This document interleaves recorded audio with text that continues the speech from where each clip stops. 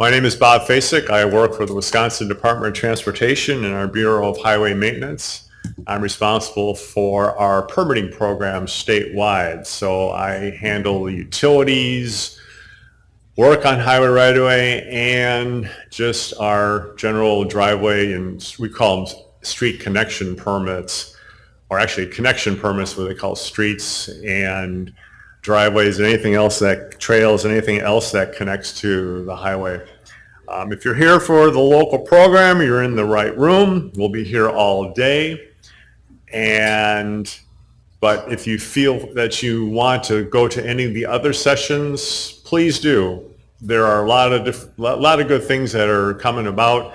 We designed this local program for those that just wanted to come to the conference for a day, couldn't make it for all 3 days, and we took a number of topics that we used to train our staff with. And with those topics, we thought, well, we can create a one-day mini course, if you will, and kind of tie it in with the whole conference overall. So we have a bunch of different speakers. We're going to talk a lot on local planning, municipal planning involvement, sort of the legal statutes that are here in Wisconsin. John Sobotek's going to come in and do a great job. We've done this talk a number of different times already. Towards the afternoon, we've got access management standards, some of the things that we typically do here in Wisconsin. Two really good case studies, one on University Avenue, where access was changed, and some of the things that were changed, you thought we would think, oh wow, the businesses are really going to struggle, but the University Avenue is running really well, really smooth right now. Talk a little bit about roundabouts. There's one community out here called Mount Horeb, and they are known for their trolls. And so we kind of kiddingly say, well, this talk will be about the trollway, because it's literally roundabout after roundabout after roundabout, and the community really enjoys having those out there and the resultant development that you'll see on there.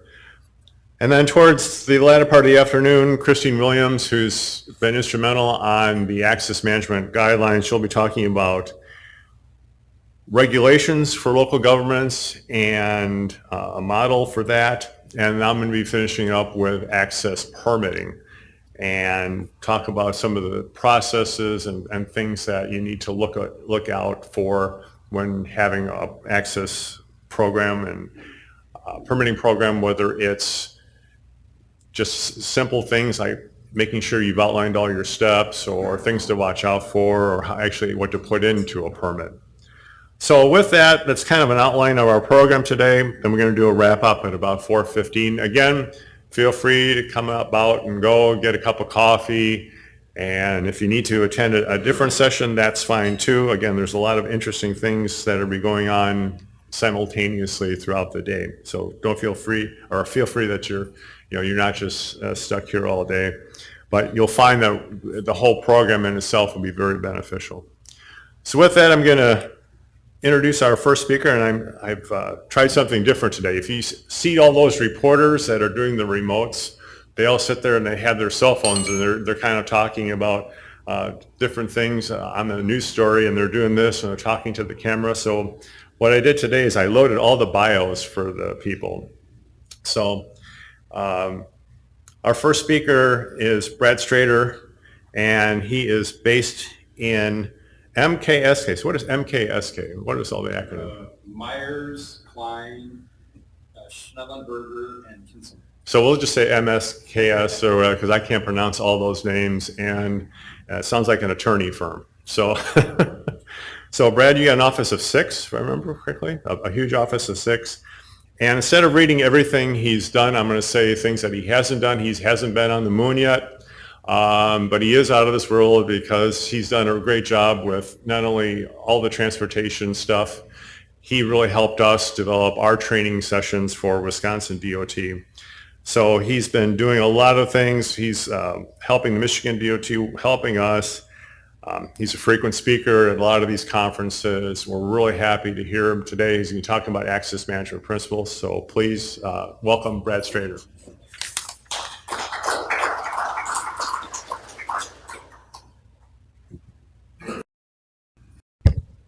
Thanks, Bob. Good morning.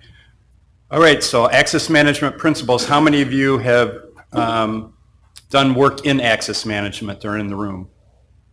And how many of you is it sort of just on the edges of what you do, or you've not really done much access management?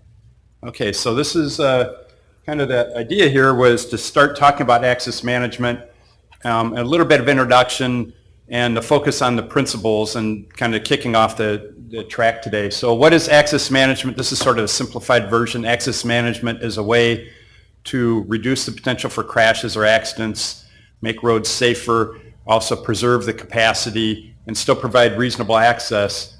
And the ways of doing that are generally to manage access points and signals and interchanges and all kinds of things we'll talk about in the principles.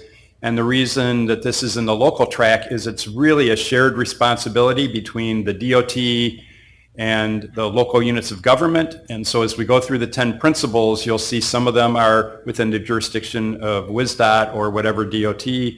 Others are more likely within the jurisdiction of the city or town or village or county, and then some are shared responsibilities. And we'll talk more about that in some of the other sessions later this morning.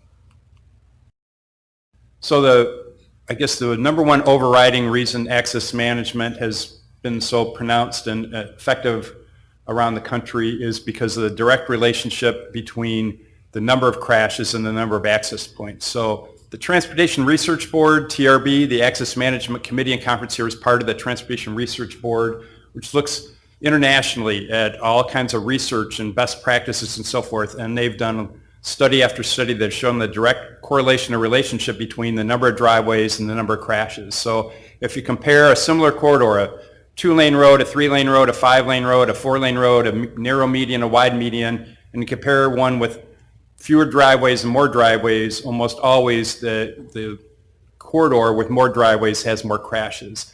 And the one with fewer crashes may have 40 to 50% less crashes.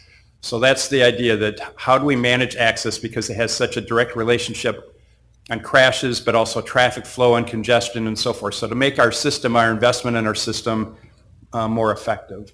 And so if you're interested in statistics, the Transportation Research Board has a lot of information. There's 3 different access management manuals. 2 are out now. One is going to be coming out in early 2019, dealing more with multimodal, and they are packed full of statistics from around the U.S. and around the world. And then Wisconsin DOT also has its own access management sort of archive of good information. So if you are from, how many of you are from Wisconsin? Most or all of you? So if you're looking for case studies and good information, because I find when you're doing access management, people want to see examples, especially close to home. So the Wisconsin DOT, and Barb is one of the keepers of the archives, has a lot of statistics to show the direct benefits similar to these kind of statistics. Access management, again, the benefits are preserved capacity and mobility. And access management, while a lot of the focus you'll see at these sessions is on our commercial corridors, it also deals with interchanges and freeways and the design of circulation systems and so forth. In terms of interchanges, the idea is the spacing of interchanges and their design to keep the ramps free-flowing, to avoid conflicts around the ramps. Generally, you can say when there are fewer well-spaced access points, you'll reduce conflicts, and so you reduce crashes and preserve the capacity that's been there. And the overall goal, as we're all doing, is safety for everyone, but then the efficient movement of people. So in the last few years, access management has also talked more about multimodal, pedestrians, bikes, and transit, and also freight. And the new manual that will be coming out next year is dealing with those specific modes of transportation, in addition to the focus right now has been on vehicles along the corridors. So this is the Access Management Manual, published by the Transportation Research Board, and that's the basis of the discussion this morning. And in that manual, they identify 10 principles of access management. And when the Wisconsin DOT was putting their training program together, they decided to have these same principles be sort of the basis for their introduction to access management in this training program. So I'm going to cover through each of these 10 and go into a couple of them in a little bit more detail. But before I do that, maybe to help know how to gear the presentation, how many of you are engineers?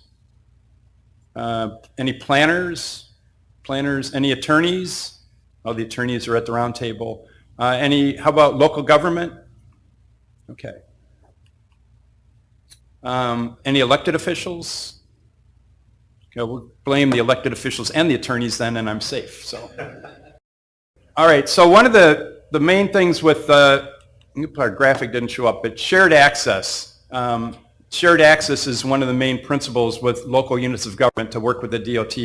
So often that idea of the fewer access points and spreading access, aligning access, sometimes when a local unit of government has smaller lots or developers split lots and people weren't thinking when it was split about the access implications or consequences, and you're going to have a lot of driveways close together. One of the concepts is then let's look at shared driveways or shared access. And we'll talk one of the principles about that, about sharing driveways, frontage roads, backage roads, and different ways to have shared access to reduce the number of access points, or it can just be fewer access points for an individual property. So principle one is to provide a specialized roadway system. And I spared you the typical graphic you see in an access management introduction, but you'll probably see it at some point during the day. But the idea of access management is there's a sort of a hierarchy of roads. And some roads, like your residential street, the focus is really on access. A lot of driveways, and you don't really care, that's the purpose of the street. But when you get into your freeway system, the main focus is movement. It's mobility.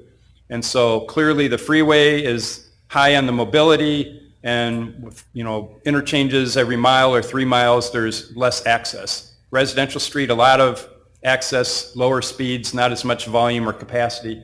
The tricky ones are sort of in the middle, the arterials. So the arterials are mile roads. Many of them were designed for mobility, to move larger volumes of traffic, longer distances. But that volume also attracted the developers, especially commercial developers. So they started developing along those corridors, adding a lot of driveways. So you have a conflict between the mobility function and the access function.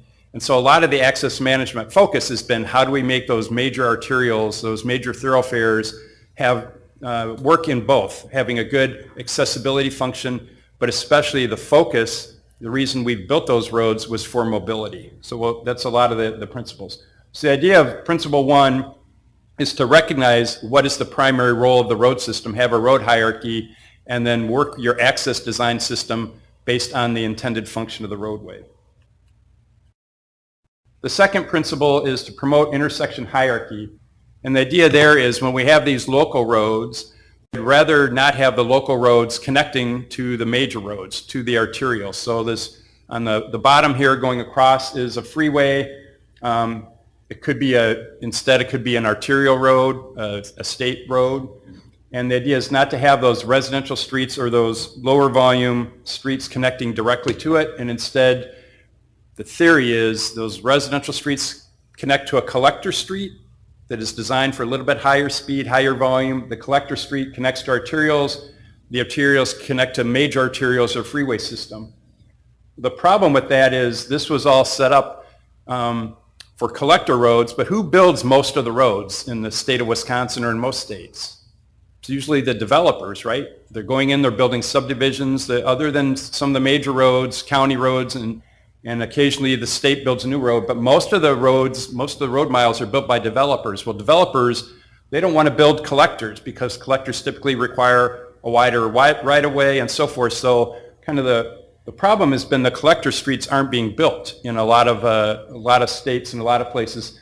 So then you've lost the collector, but they just still to have a hierarchy of intersections. So you still have the local streets, still have one major road through that subdivision, one major road through that industrial park or through that commercial district to connect with the arterial instead of a lot of access points. So that's sort of the idea of principle two, is to not have those minor streets or minor driveways, if you can, connecting with the major streets, but connecting via another system. You can think of this approach also when you're talking about commercial development, that instead of each business having one or two driveways, that they might share a backage road or a frontage road, and that frontage road connects to the side street or to the arterial road, so you have fewer access points on the arterial. So again, the principle here is fewer access points on the arterial. You can have more access points on the streets that are designed for low speed, low volume. Principle number three, this is really where the local units of government and your master plans or comprehensive plans and the DOT need to work in concert, but often don't see that happen. But the idea is to have proper spacing of signals. So if you have well-spaced signals, you're going to have better progression of traffic, you're going to have less congestion, and this applies also to where people want to have maybe pedestrian crossings or mid-block pedestrian crossings.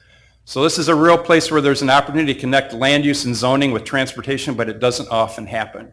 So the idea is that you work with your traffic engineers or your transportation engineers or WSDOT or your DOT and say, all right, in the future, as this corridor develops, where might the traffic signals be? Maybe they're going to be every mile or every half mile, or maybe you space differently. The traffic spacing may be different if you have a median versus 5-lane or 4-lane roadway. And then you concentrate the higher intensity zoning and land use, whether it be commercial or multiple family, around locations that are going to be more likely signalized.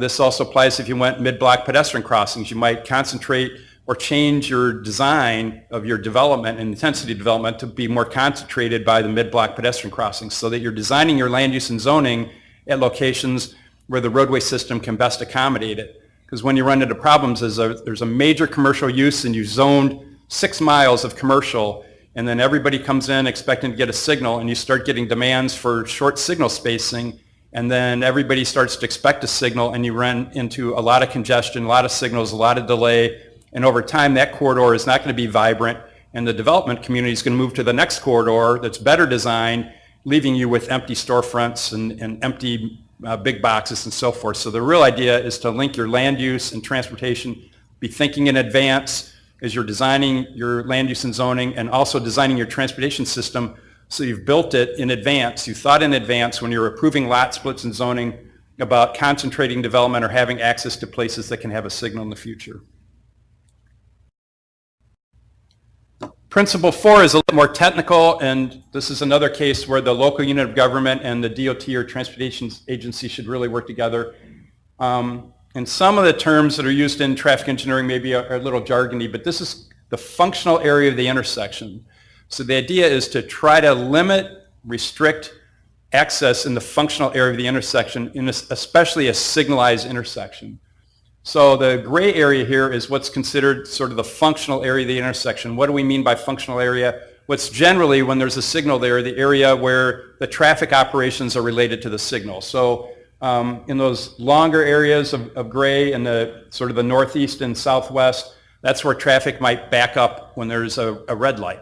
So that's sort of the area that's influenced by the signal. It's a little bit maybe shorter on the side streets. So that's kind of one of the key principles of access management, is to really focus on driveways that are in that functional area, and when you can, prevent any access or restrict the access to maybe right in, right out only, because driveways within that functional area really contribute to crashes.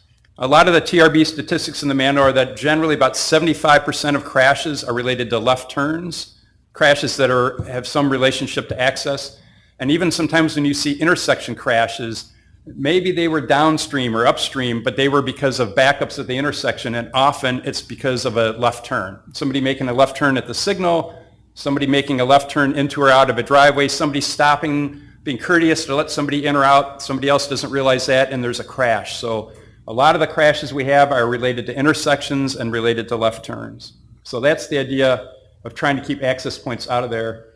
And the thing to keep in mind is that, again, if you go from that graphic, not all corners are the same. So this is a key principle when you're working on your access regulations or looking at site plans or zoning. So if you remember from the last slide, A, B, C, D, corners, which corners do you think access is more critical, like regulating access? Any thought? So think of people turning left turn into and out of the driveway.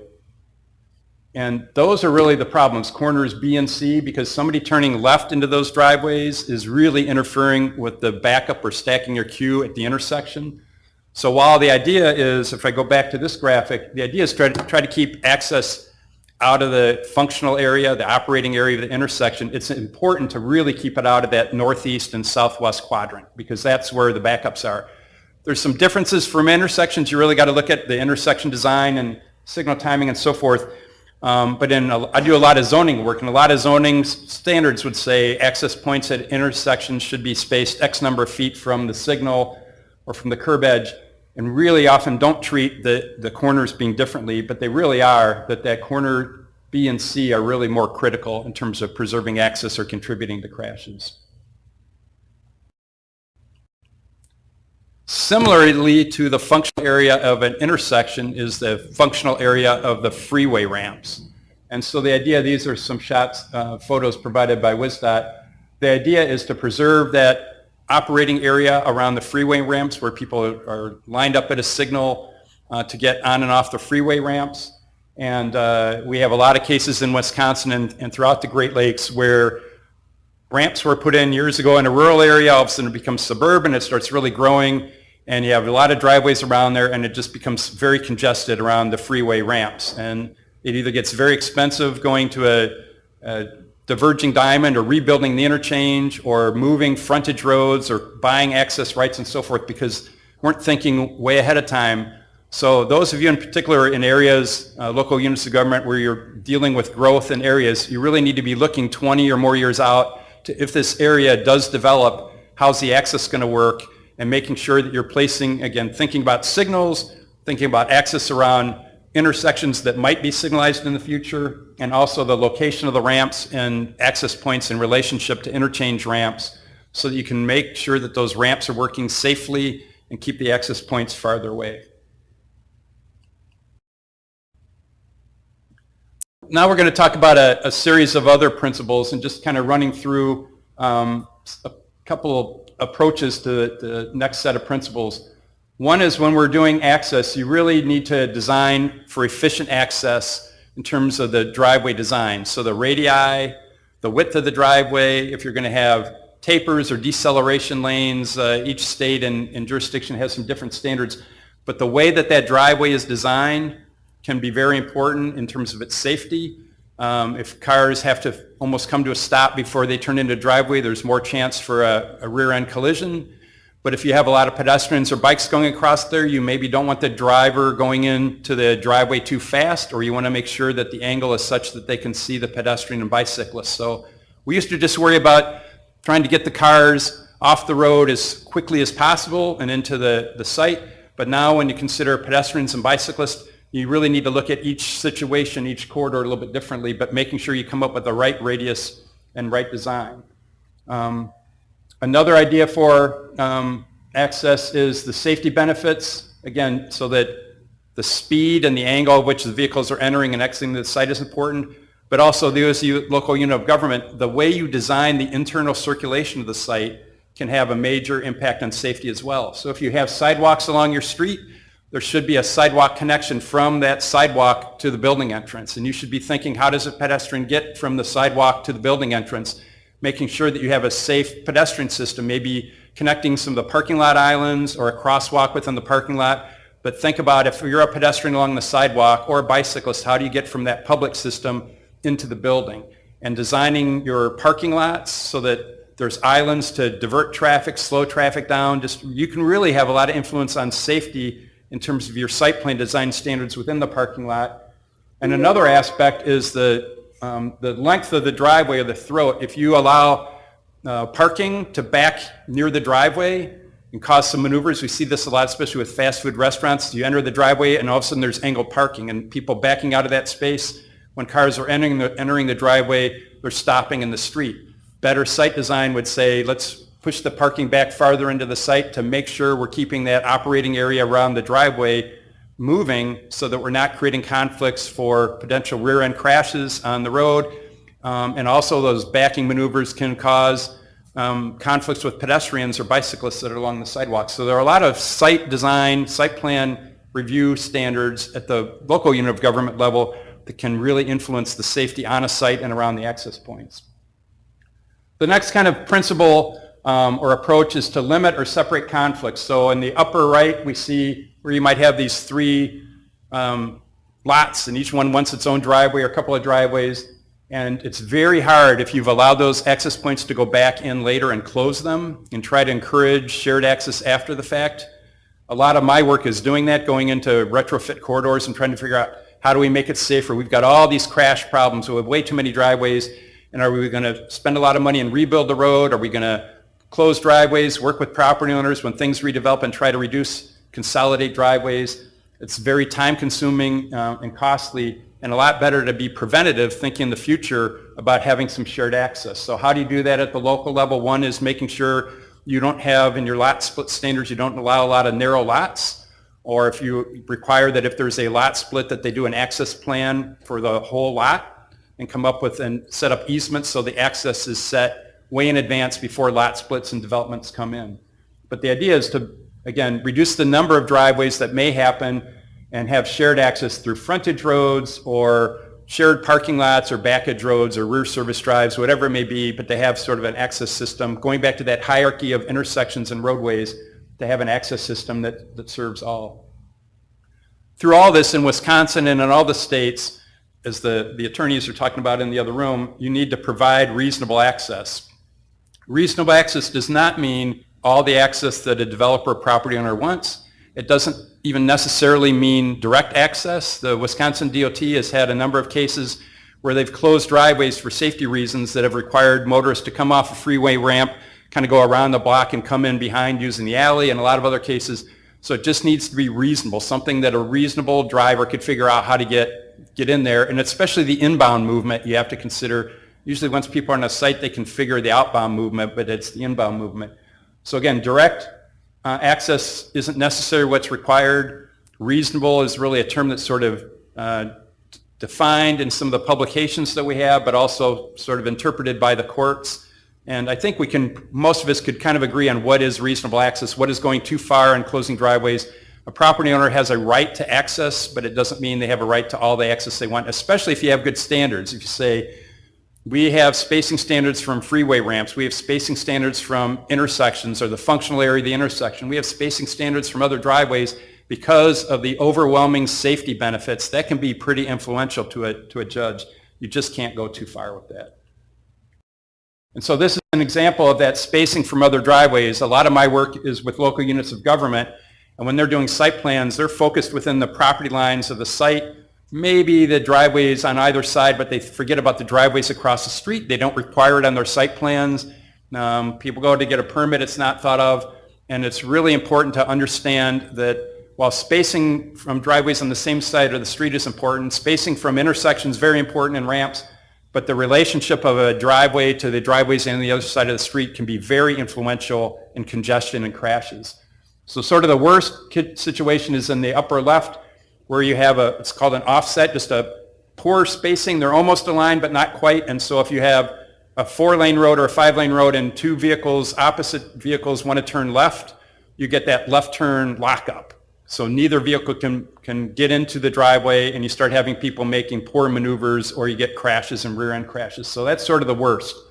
The idea is maybe at least be thinking of the movements here. So the next one down on the left is a little bit better. At least the left turns in aren't conflicting. But if somebody wants to get making left turns out of those driveways, there can be a conflict there. There's not much space for them to make their maneuver, especially if one or both of those are a higher volume driveway. So it's usually best to align the driveways. And again, this gets back to thinking about in advance of signals. If you didn't have very many access points and they all work together and line up and align at a signal, that would be ideal, right? Or you get the driveways to align, or you space them far enough apart that you don't have conflicts. So when you're looking at site plans, when you're looking at your zoning standards and lot width standards, or if you're with the DOT and looking at access permits and so forth, keep in mind the driveway on the other side of the street, or if there's nothing over there, does that mean you don't have to worry? No, you need to think, what's the zoning across the street? What are the lot dimensions? What are the property boundaries? Where might access go in the future? And be thinking about access east and west of that site and across the street of that site. So when you're looking at an individual plan, you're thinking ahead, because the developer's design professionals probably aren't going to be thinking ahead. They just want to get their project approved, get their permit approved, get their site plan approved. But you need to be thinking about the consequences of access for the properties on either side and across the street. Principle 5 is limiting the number of conflict points. So there are a lot of different diagrams in the access management manual, and you'll see probably in some of the later presentations today. When you have a typical 4-legged intersection, This is why that functional area of the intersection is so important. Look at all these conflict points you have, and then if you add driveways, you're adding even more conflict points. So you'll see some of the designs are to go to, a three-way intersection has less conflict points. If you put in a median, the median reduces conflict points. A roundabout reduces conflict points. So the number of conflict points, the more conflict points you have, the more congestion and the more potential for crashes. So the idea is try to reduce the conflict points, either separating them, reducing the movements, and especially the conflicts created by the left turns. This is another example of the conflict points. I think this is a Wisconsin DOT graphic, but this could be a signalized intersection on the right, or it could just be like a major shopping center driveway. And if you have a driveway that's very close, again, you can see those vehicles trying to turn left in, they get kind of locked up in the queue, and it's better to have that access point farther away. And again, it doesn't have to be a signalized intersection. This could be a minor driveway next to a major driveway.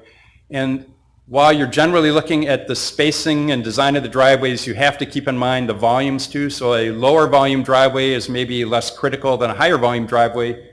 But what if that use changed? What if it was a furniture store and you said, well, it's just a furniture store, so we'll approve that inadequate driveway because it's a very low volume. The furniture store goes out of business and becomes a restaurant, or becomes two fast food restaurants, and all of a sudden, and they believe they have rights to access. They bought the property thinking that access is there. Maybe there's no opportunity to move the driveway, and so because the zoning might allow a whole host of uses, you have to be thinking about what other use could go in there in the future. So again, think long term. That should really be principle 11, is be thinking long term, because sometimes short term it doesn't seem like a big deal, but the conditions are going to change. And I worked with a lot of communities that said if we would have just thought ahead, we would have never approved that. But your job is to think ahead.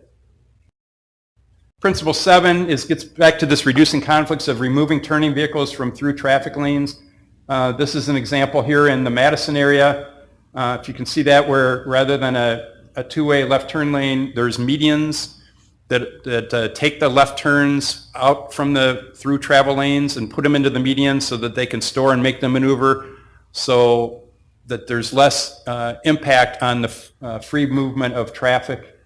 And there are a lot of different ways to remove their turning vehicles from through traffic. One of them is the two-way center turn lane, which I think there's mixed opinions on those in Wisconsin. This is some of the research from the TRB has done, and that just shows the crash rate. So the first column there, undivided, that would be where you have like a two-lane road or a four-lane road without a center turn lane or a median, and that's the average crash rate at the bottom. Then you see if you add a two-way left turn lane, crashes go down by about sometimes by a third or so, but it shows based on the number of access points per mile what the drop of crash rates is, and then you have more of an impact if you put in a median. So often sort of the life cycle of a street would be started, it's 2 lanes, then it maybe goes to 4. 4 adds capacity, but if there's a lot of driveways, those 2 inner lanes end up not having a lot of capacity because people are using them to wait to make their left turn. And so then you start having rear ends and the capacity really goes down. So sometimes a 4-lane road doesn't have that much more capacity than a 2-lane road. So then often the next step is to put in a 2-way center turn lane, which adds capacity, can reduce crashes. But again, if there's poor access management, the benefits of a center turn lane may not be as great because you've got so many driveways.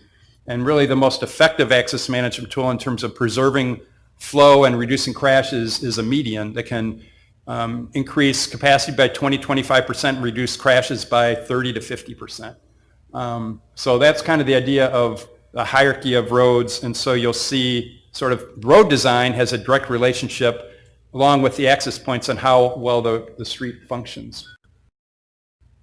Principle 8 is actually looking at different medians, and those of you that were here yesterday, a lot of discussions about a lot of different types of medians around. So there's narrow medians that allow a direct left in or direct left out, which can be an improvement over a center turn lane, but sometimes if you don't have a lot of room in that center area for a turning movement, people can get kind of stuck in the median. So some states have gone to indirect left turns. I'm from Michigan, so in Michigan, a lot of the major roadways, they have a very wide median, and you want to make a left turn at on a major arterial or state route, you make a right, and then you make a U-turn, and then you come back through the intersection.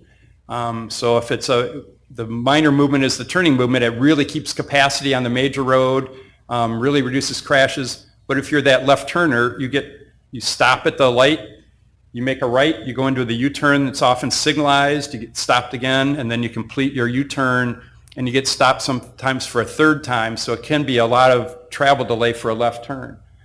Other places, like we heard yesterday, North Carolina, Ohio's doing this. I don't know if Wisconsin has anybody, they call them super streets, which when you have a intersection, they don't allow any cross movement. Everybody has to make a right turn and then a U-turn, and then you either continue on your way or you make another right turn. So again, trying to remove that cross movement and the left turn movement on the major roadway. So a lot of different median designs are out there. You've done a lot of innovative things here in Wisconsin. So why the medians? It's basically to preserve capacity and reduce the potential for crashes and incidents along the roadway.